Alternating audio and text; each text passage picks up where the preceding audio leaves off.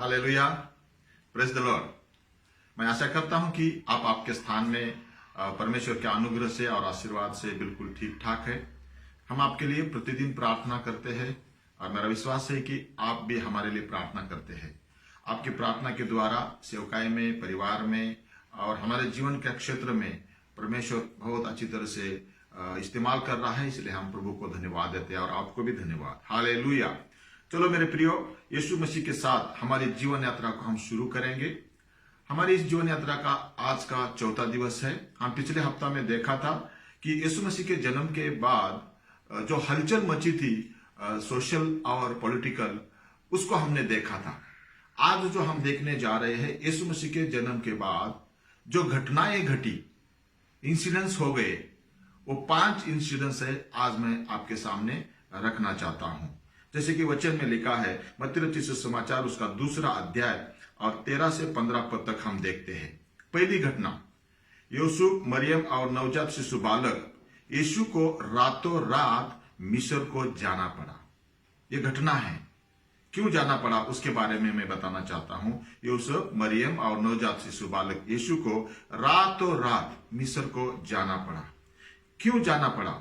पहला कारण, स्वर्गदूत ने यूसुफ को बताया था कि हेरोदस जो है छोटे बच्चों को मारना चाहता है, इसीलिए तुम क्या करना है कि तुम यहां बेतलहम में नहीं रहना है, अब मिस्र को जाना है। और कहा था कि उठ, ऐसा आदेश दिया था। और जब उठ बोला तो यूसुफ उस वचन के लिए आज्ञाकारी भी बना। दूसरा कारण था, जो यीशु बालक को हेरोद राजा ढूंढने पर था, इसीलिए कि उसको मार डाले और वो राजा जिंदगी में कभी ना बने। ये दो बातें, दो रीजन था उस टाइम में, जब इसीलिए यूसुफ को स्वर्गदूत ने कहा था कि तुम्हें मिस्र जाना है। ये पहली घटना है। तो इसलिए मेरे प्रियो, हमारे जीवन में हमें हमेशा जब परमेश्वर के अधीन में रहते हैं, परमेश्वर की पवित्र आत्मा मंडली को, ईच इंडिविजुअल को, विश्वासियों को दिया गया है मार्गदर्शन के लिए। इसलिए हम हमेशा आत्मा के अधीन में रहना है। जैसे कि यूसुफ को स्वर्गदूत ने कहा था, उठ, माता मरियम और शिशु बालक को लेकर मिस्र को जा। तो वचन स्पष्ट कहता है कि जब 15 वचन पढ़ते हैं तो यूसुफ उठा। उठना जीवन में बहुत बहुत आवश्यक है। जहां बैठे हैं, जहां रहते हैं, उसी जगह में अपना डेरा बनाकर, अपना ये स्थान बनाकर वहां नहीं रहना है। जीवन में परिवर्तन होने के लिए हमें जीवन में उठना जरूरी है। यूसुफ उठा और आज्ञा पालन किया और रातों रात उठकर बालक यीशु और माता मरियम को लेकर मिस्र को चला गया। यात्रा में परमेश्वर ने उन्हें सहायता किया और वे सुरक्षित मिस्र को पहुंच गए। जब परमेश्वर की सहायता मिलती है इस जीवन यात्रा में, हमारी जर्नी सुरक्षित रहती है और परमेश्वर की सहायता मिलती है। जैसे मिस्र से मोसेस के द्वारा इस्राएल लोगों को छुड़ाया गया था और कनान के ऊपर लेके जा रहा था, तो परमेश्वर की कई प्रकार की सहायता मिली। रात में अग्नि का खंभा और दिन में छाया का बादल और स्वर्ग से मानना खाना खिलाया। तो परमेश्वर जब हम चलते हैं तो सहायता हमें करता है। इसलिए हमें उठना जरूरी है। कई लोग जिंदगी भर उठते नहीं है, धक्का मारने से भी नहीं उठते, उठ बोलने से भी नहीं उठते हैं। इसीलिए जीवन में कुछ रोशनी उनके जीवन में नहीं पाते हैं। जैसे आयशा की किताब और 60 अध्याय और उसका 1 वचन में लिखा है कि उठ, तेरा प्रकाश तुझ पर आया है और परमेश्वर का तेज तुझ पर उदय हुआ है। उठना जरूरी है। मैं मेरे जीवन में कई बार परमेश्वर के आदेश के अनुसार मैंने उठा और परमेश्वर ने मुझे आशीषित किया। 1985 में मैं पहली बार जिंदगी में मैं उठा। इसका अर्थ यह नहीं कि मैं पहले सोते रहता था, कहीं कुछ नहीं करता था। नहीं, मैं उठने वाला ही था। और पहली क्लास से लेकर मैं बीकॉम ग्रेजुएट और MA इकोनॉमिक्स का फर्स्ट पार्ट मैंने किया। उठते रहा, लेकिन वो उठना अलग था। लेकिन जिंदगी में परमेश्वर के आदेश के अनुसार उठना एक अलग बात है। इसलिए पहली बार मैं 1985 में उठा था।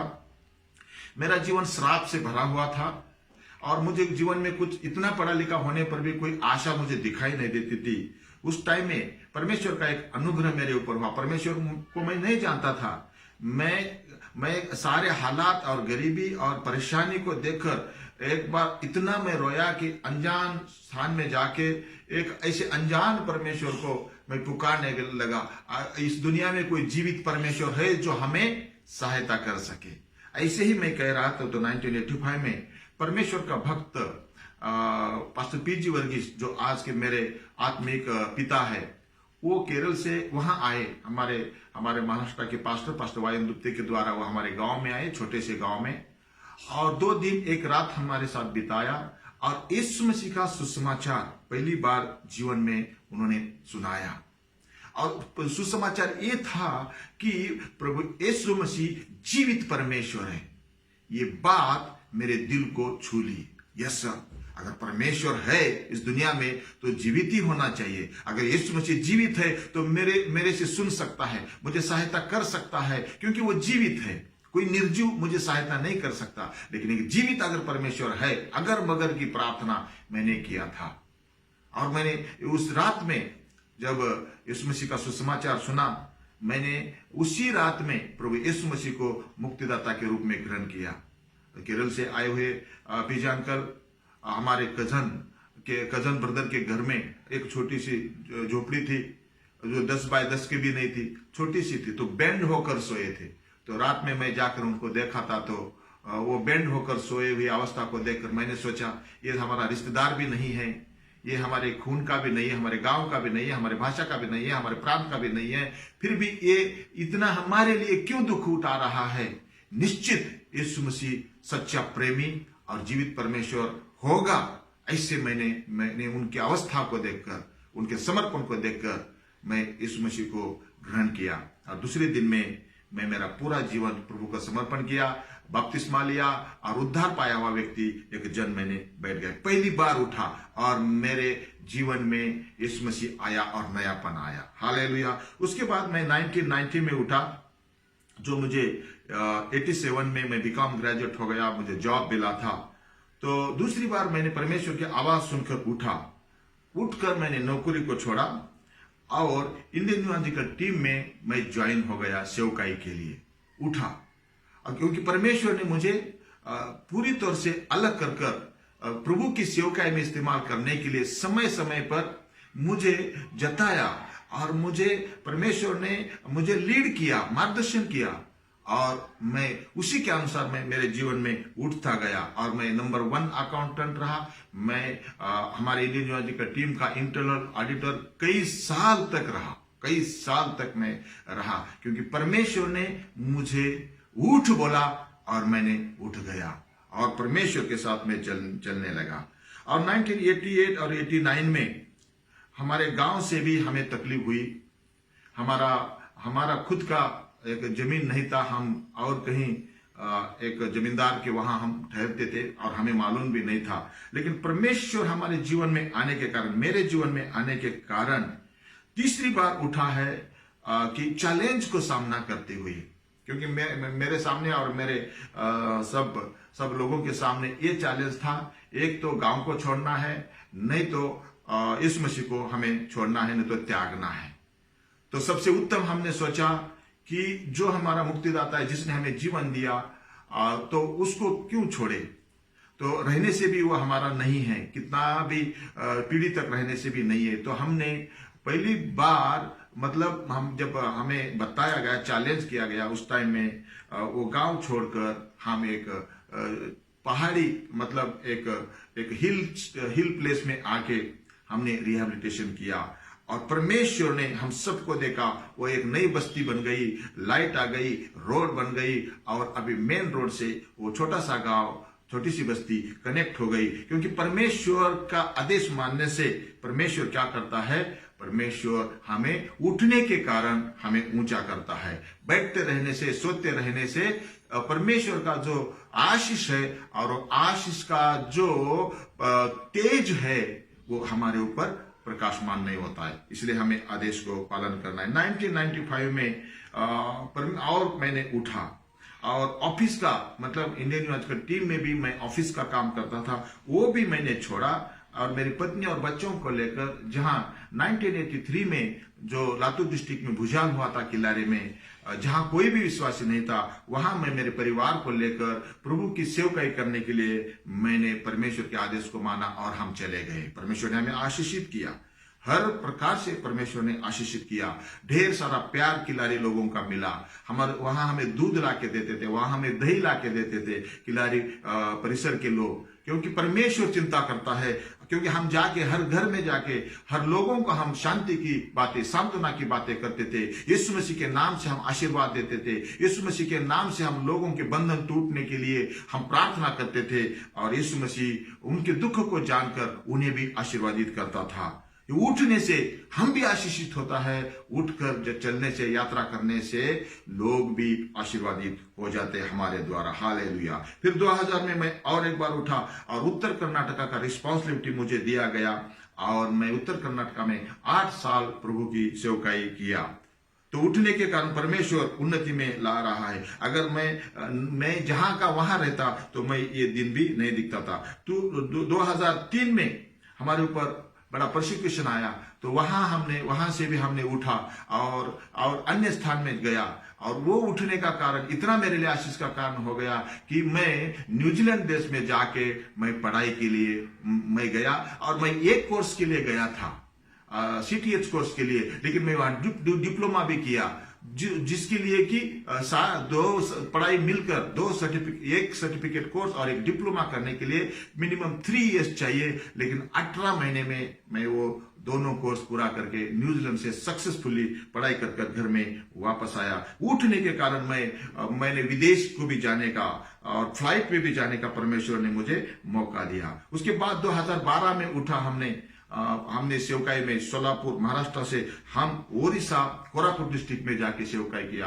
वहां हमने कई लोगों के लिए आशीष का कारण बना, कई पास्टर्स के लिए, कई विश्वासियों के लिए, कई नए नए लोगों के लिए हम आशीष का कारण बना। हम मतलब कौन? हमारे अंदर जो प्रभु है वो प्रभु करता है, हम कुछ नहीं करते हैं। उठने से हम भी आशीषित होते हैं और हमारे साथ रहने वाले भी लोग आशीषित हो जाते हैं। वहां का भी सेवकाई हमारा पूरा हो गया। फिर 2020 में हम परमेश्वर ने वहां से भी उठने के लिए बोला और महाराष्ट्र पुणे में आया, और पुणे में रहकर और अहमदनगर डिस्ट्रिक्ट में और पुणे डिस्ट्रिक्ट में हम प्रभु की सेवा कर रहे हैं। मेरे प्रियो, जब हम उठते हैं परमेश्वर हमें आशीषित करता है। हालेलुया। लेकिन जब हम सर्कल बना के उधर ही हम रहते हैं, हम आशीषित नहीं होते। इसीलिए परमेश्वर ने कहा था स्वर्गदूतों के द्वारा यूसुफ को उठ, और वो उठा और मिस्र को चला गया। हालेलुया। और कहा था जो हेरोदेस जो है बच्चों की कत्ल करना चाहता है, जब तक वो खत्म ना हो जाए तब तक आप उधर ही रहना है, तब मैं बताऊंगा। परमेश्वर ने कहा था, उसी के अनुसार हो गया। दूसरी घटना ये थी कि हेरोदेस जो राजा था बहुत क्रोधित हो गया, और क्रोध में 2 साल के शिशु बालकों की उन्होंने कत्ल किया। 2 साल और 2 साल से कम बिल्कुल नन्हे मुन्ने बच्चों की उन्होंने कत्ल करवाया। हेरोदेस क्रोधित होने का 2 कारण है। पहला कारण यह है कि वो इतना क्रोध से क्यों भर गया, क्योंकि उन्होंने ज्योतिष लोगों को कहा था कि जाओ यीशु कहां जन्मा है वो पूरा पता करके मुझे भी आके बताओ, लेकिन वो लोग वापस नहीं गए।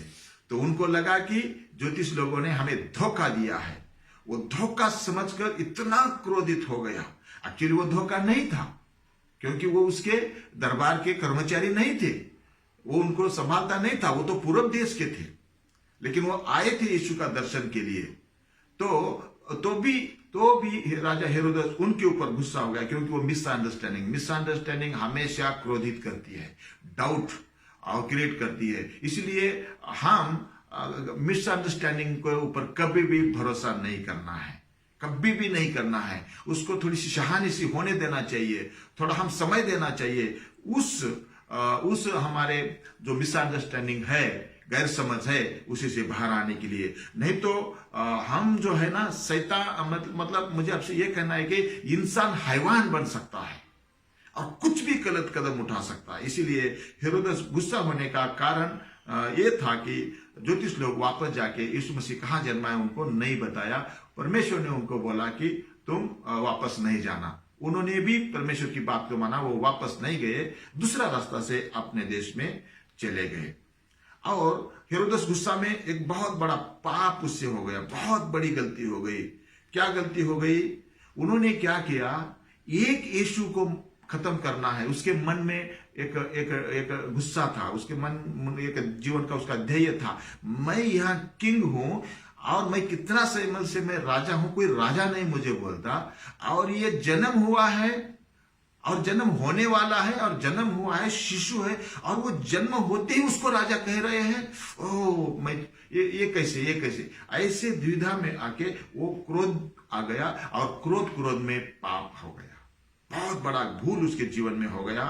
और भूल में उन्होंने क्या कर बैठा, बेथलेहम और उसके आसपास के सारे स्थानों के सब नन्हे मुन्ने बच्चों को, और बच्चे कौन, लड़की लोग नहीं, लड़के जो कि सिंहासन पर बैठेंगे और मेरा सिंहासन चला जाएगा, ऐसे हेरोदस के लग रहा था। इसीलिए लड़कों को जो 2 साल और 2 साल से कम उम्र है, उसको दूध पीते बच्चों को मां के गोद से लेकर उन्होंने दूसरे लोगों को भेजकर, सिपाही लोगों को भेजकर कत्ल करवाई, खून किया, मर्डर हो गई। गुस्से का परिणाम यह है। गुस्से का परिणाम क्या है? कत्ल, खून, टूट फूट, पाप, यह है गुस्सा। मेरी मम्मी हमेशा बोलती थी मराठी में, रागन भीख मांग। तो गुस्से वाला हम ज्यादा नहीं होना चाहिए, वो हमें रोड पर ला सकता है। कहने का मतलब अनाज को क्या बोलते हैं, मोहताज कर सकता है। इसलिए गुस्सा कंट्रोल में रहे। गुस्सा रहना चाहिए लेकिन कंट्रोल में रहना चाहिए। बाइबल कहती है सूरज डूबने से पहले सब सेटल करो, गुस्सा में रात भर ना सो, क्योंकि दूसरा नेक्स्ट सूर्योदय गुस्सा से हो जाएगा। इसलिए मेरे प्रियो, अगर आपके पास गुस्सा है तो कंट्रोल में रखे, नहीं तो ये गुस्सा एक दिन रोड पे ला सकता है, समाज से हमको दूर कर सकता है। अभी यहां देखो, वास्तविक रूप में उनको गुस्सा किसके ऊपर था? ज्योतिष लोगों ने धोखा दिया, वापस नहीं आए, ये उनके ऊपर गुस्सा था। ध्यान से सुनिएगा। लेकिन ये गुस्सा उन्होंने किसके ऊपर उतारा? छोटे छोटे नन्हे मुन्ने बच्चों के ऊपर। है ना गलत? जिसके साथ गुस्सा है कम से कम उसके साथ तो बातचीत करो, उसको नहीं ढूंढ रहे हैं। लेकिन गुस्सा में जिन्होंने कुछ पाप नहीं किया, निरापराध है, इनोसेंट शिशु है, उन्होंने कत्ल करवाया। मेरे प्रियो, एक उत्पत्ति में भी एक ऐसी घटना है परिवार की, आदम और हवा के परिवार की। उत्पत्ति की किताब उसका 4 अध्याय और 6 और 8 पद जब पढ़ते हैं तब आपको मालूम होगा कायन और हाबेल की कहानी। अभी मैं वो पूरा वर्णन करेगा तो मेरा संदेश लंबा हो जाएगा।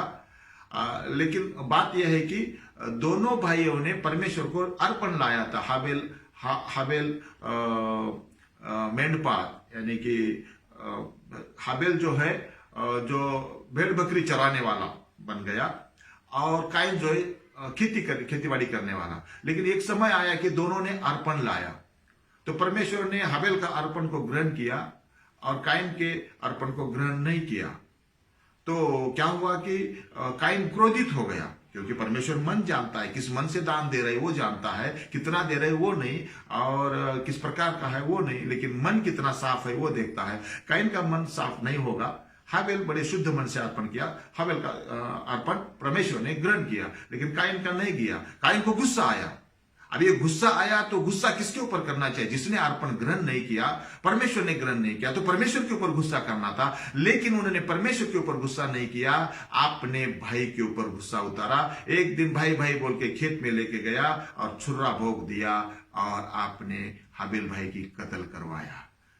गुस्सा है जिसके ऊपर, घर में भी ऐसा होता है, पति पत्नी का जमता नहीं तो बच्चों को पीटते हैं और किसी को नहीं पीटते, नहीं तो बर्तन बजता है। तो ये ऐसा नहीं होना चाहिए। जिसके साथ गुस्सा, जिसके साथ नाराजगी है, उसी के साथ हमारा होना चाहिए। लेकिन हमारा जो यात्रा रहता है, मिसअंडरस्टैंडिंग के कारण हम सब गलत गलत भटकते भटकते जाते हैं, और उसका परिणाम जो है हमें बहुत भुगतना पड़ता है। इसलिए मेरे प्रियो, सावधान, खबरदार, किसी का गुस्सा किसी के ना उतारे, और कभी भी हमारे जीवन में हमें स्वर्ग से दूर रहने का हमें हमारे जीवन में नौबत नहीं आना चाहिए। हालेलुया। ठीक है मेरे प्रियो, तो दो बातें, दो घटनाएं देखे। यूसुफ, मरियम और नवजात शिशु को रातों रात मिस्र जाना पड़ा, रातों रात। तो घटना मैंने बताया। दूसरी घटना यह है कि हेरोदस बहुत क्रोधित हो गया, और क्रोध में 2 साल से और 2 साल से कम उम्र वाले दूध पीते बच्चों को मां की गोद से लेकर उन्होंने कत्ल करवाया, ताकि कोई यीशु नाम का व्यक्ति बचने ना पाए, कोई बचने ना पाए। ठीक है, तो गुस्सा में ऐसे खून खराबा होता है। तीसरी बात देखेंगे, हेरोदस का मृत्यु। अभी देखो परिणाम, अच्छा का परिणाम अच्छा, बुरा का बुरा, जो बोएगा वो काटेगा। हेरोदस का मृत्यु हम देखते हैं, कहां देखते हैं? मत्ती रचित समाचार 2 अध्याय 19 पद में देखते हैं। क्यों हेरोदस मर गया इतना जल्दी? हेरोदस के पाप का घड़ा भर गया। कौन से पाप किए थे? एक पाप तो मैंने बताया, लड़कों की, छोटे छोटे लड़कों की उन्होंने कत्ल करवाया। दूसरा उसका पाप है, बपतिस्मा करने वाले यूहन्ना भविष्यद्वक्ता, उसका सिरच्छेद करवाया। क्यों सिरच्छेद करवाया? सुनिएगा। सिरच्छेद, बपतिस्मा देने वाले यूहन्ना का सिरच्छेद करने का एकमात्र कारण है, यूहन्ना भविष्यद्वक्ता था, वो बुराई को कभी भी कॉम्प्रोमाइज नहीं करता था। तो हेरोदस राजा की दूसरी बुराई, खराब बुराई ये थी कि खुद का भाई फिलिप, उसकी पत्नी हेरोदिया को रखेल बनाया था। तो एक भविष्यद्वक्ता कैसे सहन करेगा, एक पास्टर कैसे सहन करेगा? पाप को पाप बोलेगा ही बोलेगा। तो क्या हो गया, वो हेरोदस को गुस्सा आया, और रखेल जो हेरोदिया थी, सब उसकी बात मानने लगा। तो उसको बंदी गृह में डाला गया, बंदी गृह में डाला गया। क्योंकि हेरोदस ने बोला था, राजा हेरोदस आप जो कर रहे हैं ठीक नहीं है, इतना ही बोला था। वो उसको पसंद नहीं आया, क्योंकि पाप शुरू में बहुत मीठा मीठा लगता है, लास्ट में नरक में मृत्यु की ओर लेके जाता है। ऐसा ही कुछ इसके साथ हो गया। एक दिन की बात है, हेरोदस का बर्थडे था, बड़ा जन्मोत्सव, बहुत बड़ी पार्टी दिया। उस पार्टी में हेरोदिया की लड़की, मतलब कन्या, सेलिब्रेशन था, तो वो नृत्य करने लगी। नृत्य करते करते राजा इतना खुश हो गया, इतना खुश हो गया, और बोला कि बोल कन्या, तुझे क्या चाहिए, तुझे क्या चाहिए? तू मेरा जो मांगेगा मैं तेरी मर्जी को मैं पूरा करूंगा। तब वो खुद नहीं मांगती है, मां के पास, हेरोदिया के पास जाती है और पूछती है, मां मैं क्या मांगू राजा को? तो वो बोलती है, एक ही बात मांग, जो बंदी गृह में डाला है ना यूहन्ना को, उसका शिरच्छेद करने के लिए बोल। और वो मां की बात मानती है। ऐसी एक मां नहीं होना चाहिए, ऐसी कत्ल करवाने वाली, अपनी बेटी को आगे ढकलने वाली और पीछे रहने वाली, और ऐसे गलत काम करने के लिए प्रोत्साहन देने वाली किसी को मां ना मिले। अच्छी मां मिले सबको, ये मेरी दुआ है।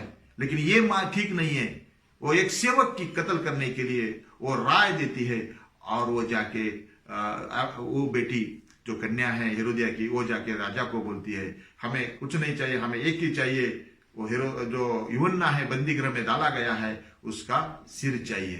तो सिपाही भेजकर, देखो सब ऐसे गलत काम करने के लिए सब दूसरों को इस्तेमाल किया जाता है, अपने सबॉर्डिनेट को इस्तेमाल किया जाता है, चाकर को, नौकर को इस्तेमाल किया जाते हैं। यहां शुरू से देख रहे हैं दूसरों को इस्तेमाल हो रहा है। जब बच्चों की कत्ल करवाया तो सिपाही को भेजकर करवाया। अभी यूहन्ना का शिरच्छेद है, अभी सिपाही को बोल रहे कि जाओ यूहन्ना का सिर लेके आओ, और यूहन्ना का सिर छेद हो गया, और बड़े ऐसे एक थाली में लेके वो यूहन्ना का सिर लेके आके दिखाया।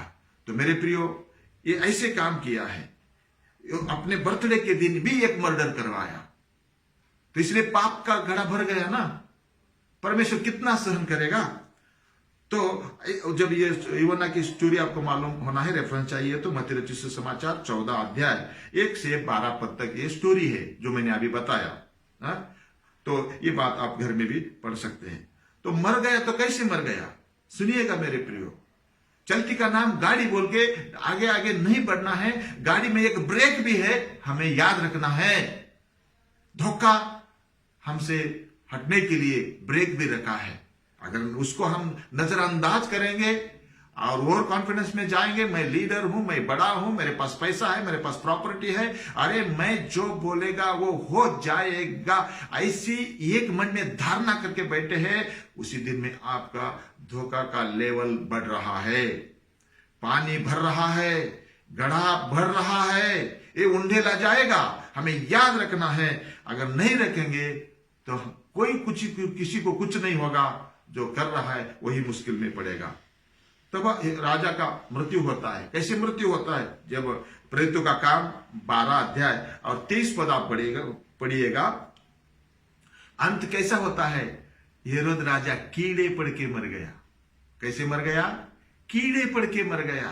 कहां गया सिंहासन, कहां गया ये अधिकार, कहां गया ये रेशम के कपड़े, चमकीले कपड़े, कहां गया ये मुकुट? कीड़ा खा रहा है। इसलिए सावधान, खबरदार। क्रोध ठीक नहीं है। क्रोध का परिणाम बहुत बड़ा एक नाश है। हेरोद राजा मृत्यु हो गया, खत्म हो गया, ज्यादा दिन नहीं चला। चलो चौथी घटना मैं बताता हूं। अभी राजा मर गया तो यूसुफ को और एक बार परमेश्वर का दर्शन होता है। यूसुफ को 3 दर्शन हुए हैं। ये बड़ी बड़ी घटनाएं हैं। अभी दर्शन है यूसुफ को कि अभी क्या करना है, अभी और एक बार उठना है जीवन में। कहा? अभी जब मिस्र में है वहां से कुछ उठने के बारे में लिखा है, वचन में लिखा है। मत्ती रचित सुसमाचार उसका 2 अध्याय 19 और 22 पद में इसके बारे में देखते हैं। पहला दर्शन हुआ था जब मरियम गर्भवती थी। उस टाइम में स्वर्गदूत ने बताया था कि अपनी पत्नी मरियम को तो स्वीकार कर, उसके बारे में दर्शन मिला था। दूसरा दर्शन उसको हुआ था कि तुम कहां बेतलहम में नहीं रहना, मिस्र को चले जाना।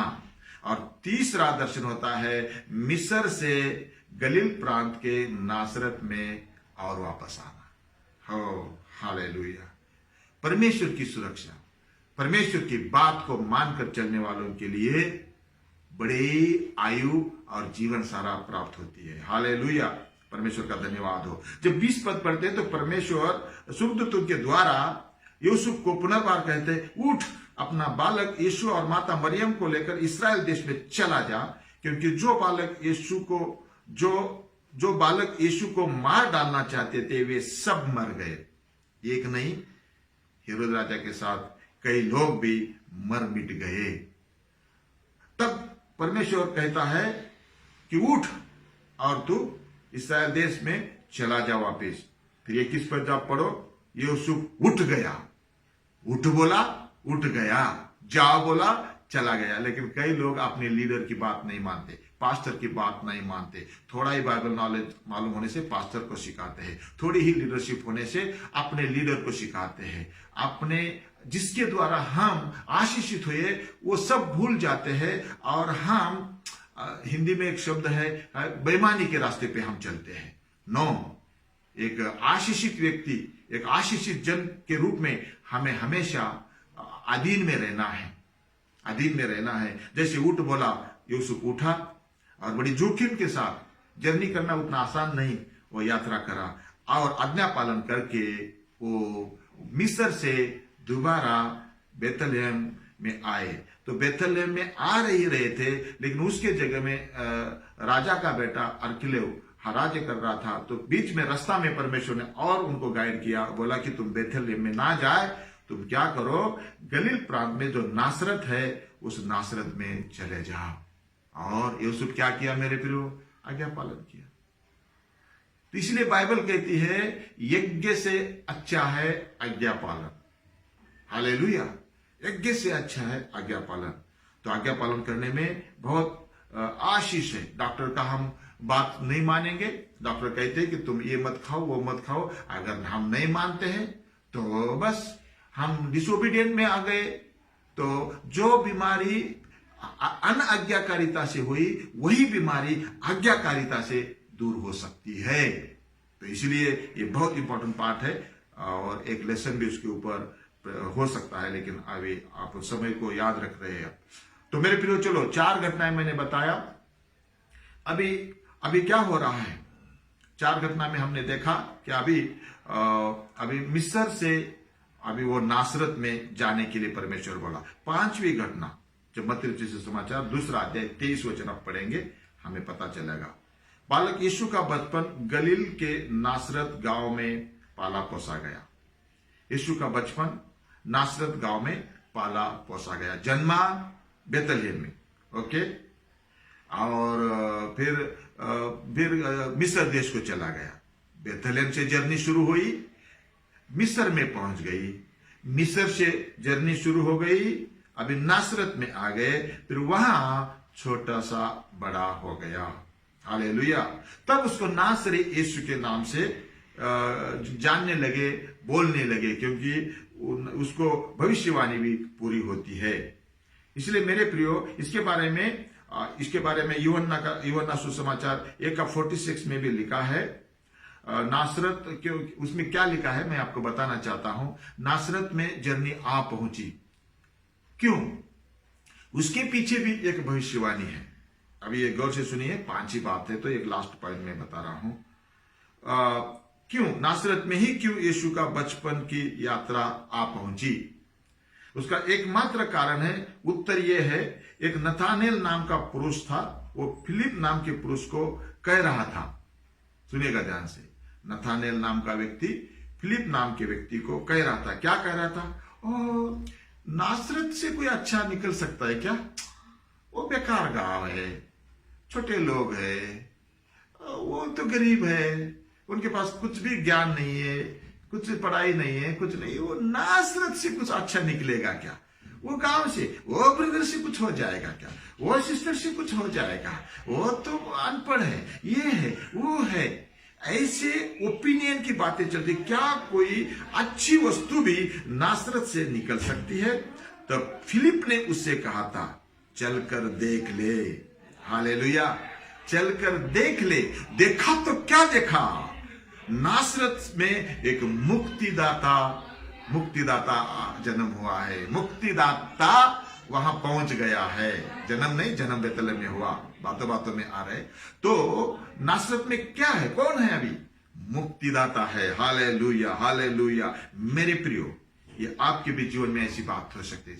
समाज आपको कहता होगा, पास वाले दूर वाले लोग कहते होंगे, अरे इससे क्या होगा, इसको तो कुछ भी नहीं है, ऐसे बोलता होगा। लेकिन यहां ऐसे हुआ है कि जो मुक्तिदाता है नासरत में ही छोटे से बड़ा हो गया। और फिलिप भी एक दिन प्रभु यीशु मसीह का शिष्य बन गया, और नथानेल भी शिष्य बन गया, और परमेश्वर के राज्य के वो स्थापक, यानी कि परमेश्वर के राज्य को बढ़ाने वालों में से एक हो गए। तो मेरे प्रियो, आपके जीवन में भी ऐसा एक घटना, ऐसा एक प्रसंग होता होगा, अरे इससे कुछ नहीं होगा, ये छोटा वाला है और ये पैसा वाला नहीं, इन्होंने कुछ कई बातें आपको दबाने के लिए होते होंगे। लेकिन मैं आज मेरे संदेश के द्वारा कहना चाहता हूं कि जो लोगों ने या आपने खुद को भी बोला होगा, मैं तो बेकार हूं, लेकिन परमेश्वर मुक्तिदाता यीशु आपके गांव में, आपके घर में इस संदेश के माध्यम से पहुंच गया है,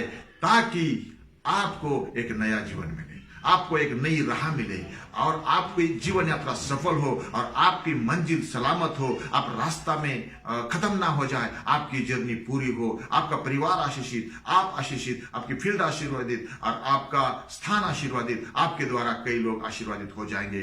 क्योंकि नासरत से कुछ अच्छा निकल सकता है क्या? डाउट है लोगों को, आपके बारे में भी, आपको भी खुद को डाउट होगा, लेकिन वहां से ही एक नई आशीष की यात्रा आपकी शुरू हो सकती है। हालेलुया। तो चलिए, ये 5 घटनाएं यीशु मसीह का जन्म के बाद घटनाएं घटी है, तो मैंने आपके सामने रखा। अभी मैं आपको आशीर्वाद देता हूं। ये हमारे यीशु मसीह के साथ की हमारी ये जीवन यात्रा का 4था दिवस है।